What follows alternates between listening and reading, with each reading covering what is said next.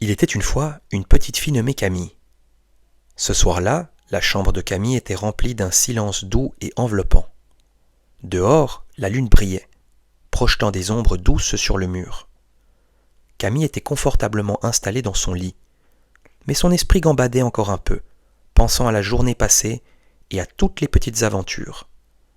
C'est alors qu'une petite plume d'or, scintillante et légère, entra par la fenêtre, portée par une brise tiède et invisible. La plume ne fit aucun bruit et se posa délicatement sur son genou. Elle était si fine et si légère qu'on ne la sentait presque pas, comme une caresse aérienne. Camille comprit que cette plume était une invitation silencieuse à un voyage extraordinaire. Elle ferma les yeux et un doux picotement courut le long de ses bras. Soudain, sa chambre commença à se transformer, lentement, doucement. Le sol dur devint un tapis de mousse, si moelleux qu'il semblait absorber tous les bruits. Le plafond s'ouvrit sur un ciel de velours bleu nuit, parsemé de milliers de petites lumières scintillantes. L'air devint plus frais, plus pur, et sentait bon la sève des arbres et la rosée du matin. Accompagnée de la plume d'or qui flottait juste devant elle comme un guide lumineux, Camille arriva à l'entrée d'une forêt immense et très ancienne. Les arbres ici étaient si grands et si vieux qu'on les appelait les grands sages. Leurs troncs étaient larges et recouverts de mousse argentée, et leurs branches massives ne bougeaient presque pas. Elles semblaient bercer le ciel étoilé. En entrant dans la forêt, Camille sentit une paix profonde l'envelopper. Elle rencontra un vieux hibou nommé Barnabé, perché sur une branche basse. Barnabé avait de grandes lunettes rondes qui scintillaient légèrement et des plumes grises. Il regardait Camille avec des yeux ronds et calmes. « Pour avancer dans cette forêt sacrée, chuchota Barnabé, d'une voix douce et traînante, à peine plus forte qu'un murmure, tu dois marcher au rythme de ta propre respiration. Chaque pas que tu feras sera lié à un souffle, lent et profond. » Camille inspira alors l'air frais et boisé par le nez, sentant son ventre se gonfler comme un petit ballon léger. Puis elle souffla très lentement, relâchant tout l'air par la bouche, comme un doux soupir. Elle fit un pas, inspira, un autre pas, souffla. Elle marcha ainsi, pas après pas, pendant ce qui semblait être un très long moment, écoutant le craquement léger et régulier des brindilles sous ses pieds et le chant lointain et apaisant d'une source d'eau invisible.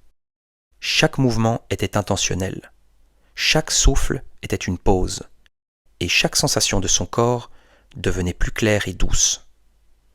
Elle sentait ses pieds s'enfoncer dans la mousse, douce et fraîche, puis se relever légèrement. Ses jambes étaient calmes, ses bras pendaient tranquillement le long de son corps. La forêt l'enveloppait de son silence profond et réconfortant. Après avoir traversé la forêt des grands arbres sages, Camille arriva dans une vallée extraordinaire. Ici, les collines n'étaient pas faites de terre, mais d'une laine de mouton blanche et bouclée, si douce qu'on aurait dit des nuages tombés du ciel. Le sol était une mer de blancheur, brillante sous les étoiles. Elle y vit un grand berger, grand et mince, nommé Florentin, qui veillait sur un troupeau de nuages. Ces nuages n'étaient pas de vrais moutons, mais de petits nuages cotonneux qui flottaient juste au-dessus du sol. Florentin ne parlait pas avec des mots. Il communiquait par des gestes lents et paisibles. Il invita Camille à s'allonger sur un petit nuage blanc qui flottait à la hauteur de sa taille. Le nuage était d'une douceur incroyable, comme l'oreiller le plus douillet du monde. En s'y installant, Camille sentit tout le poids de son corps disparaître. Le nuage commença à la bercer, très doucement, et à masser délicatement son dos, ses épaules, puis sa nuque. Florentin expliqua par un geste de la main que ce nuage magique avait le pouvoir d'absorber toutes les tensions et les petites préoccupations de la journée. Camille sentit ses bras devenir de plus en plus lourds, ses mains se desserrer complètement, et ses doigts se reposer, enfin, immobiles et détendus. Elle resta là, flottant dans cette vallée de laine, bercée par le tintement lointain des clochettes des nuages moutons, pendant ce qui semblait être une éternité de calme parfait. Son corps entier se relâchait, muscle après muscle, jusqu'à ce qu'elle sentait une douce chaleur l'envelopper. Le nuage de laine transporta ensuite Camille vers un lac immense dont l'eau était parfaitement immobile. Sur la surface de l'eau, on pouvait voir le reflet exact de la lune et des étoiles, si net qu'on aurait dit un deuxième ciel sous ses pieds. Au milieu du lac, il y avait une petite barque en bois, dont l'odeur était douce et boisée. Dans la barque, il y avait des coussins en soie et une couverture chauffante invitant à la paresse. Camille s'y installa avec un soupir de bien-être. La barque avança sans rame, poussée par la simple pensée du repos. Le seul bruit était le clapotis minuscule et régulier de l'eau contre le bois. Camille regarda les reflets des étoiles dans l'eau. Elle s'amusa à les compter, une par une, choisissant la plus brillante, puis la suivante, les suivant du regard dans leur danse silencieuse. Mais arrivée à la 10e étoile, ses yeux se firent si lourds qu'elle dut les laisser se fermer. Elle se sentait protégée, enveloppée par l'eau calme du lac et le silence profond de la nuit. Son esprit était devenu clair et vide. Après un long moment sur le lac, la barque s'arrêta doucement sur le rivage d'un jardin secret, éclairé par la lueur douce des lucioles. Ce jardin s'appelait le jardin des rêves doux.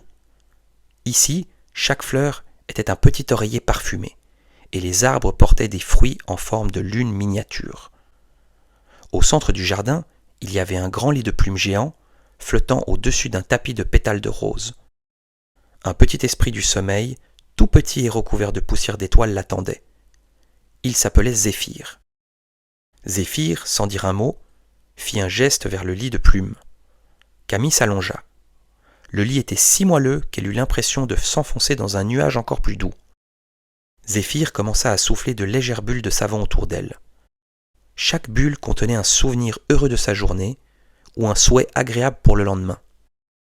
Les bulles montaient et éclataient silencieusement en de minuscules paillettes scintillantes qui tombaient sur elle comme une pluie douce. Camille ferma les yeux et sentit son corps devenir incroyablement léger, comme si elle flottait. Ses pensées s'envolaient avec les bulles, laissant place à une grande sensation de paix. Après ce dernier moment de pure légèreté, la douce brise du jardin des rêves doux commença à ramener Camille très très doucement vers sa propre chambre. Le voyage touchait à sa fin. La plume d'or revint se poser délicatement sur son oreiller, attendant une prochaine aventure. Camille sentit la chaleur familière et réconfortante de sa propre couette. Elle était maintenant si profondément détendue que chaque muscle de son corps était parfaitement détendu. Le paysage de la forêt des grands sages, de la vallée des nuages de laine, du lac des miroirs de lune et du jardin des rêves doux s'effaça doucement de son esprit pour devenir un rêve, juste un beau rêve agréable. Le silence devint son meilleur ami, l'enveloppant comme une chaude couverture. Elle laissa sa tête s'enfoncer un peu plus dans l'oreiller, prit une dernière inspiration profonde et régulière et s'endormit dans un sommeil profond, calme et incroyablement réparateur. Un sommeil qui allait durer jusqu'au doux lever du soleil sans aucun réveil. Bonne nuit, Camille.